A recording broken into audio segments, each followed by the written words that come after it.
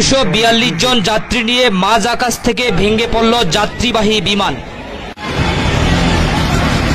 ভয়াবহ এই বিমান দুর্ঘটনাটি ঘটেছে গুজরাটের আহমেদাবাদ বিমানবন্দরের কাছে।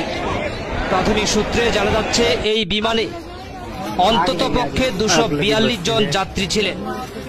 ইতিমধ্যে ঘটনাস্থলে বেশ কয়েকটি দমকলের ইঞ্জিন পৌঁছেছে। অ্যাম্বুলেন্সে করে তড়িঘড়ি আহতদের উদ্ধার করে পাঠানো হচ্ছে হাসপাতালে। বিমানটি আহমেদাবাদ থেকে লন্ডনের দিকে যাচ্ছিল বলে প্রাথমিকভাবে জানা গিয়েছে। সংবাদ সংস্থা ANI জানিয়েছে ওই বিমানে 242 জন যাত্রী ছিলেন। যুদ্ধকালীন তৎপরতায় চলছে উদ্ধার কাজ।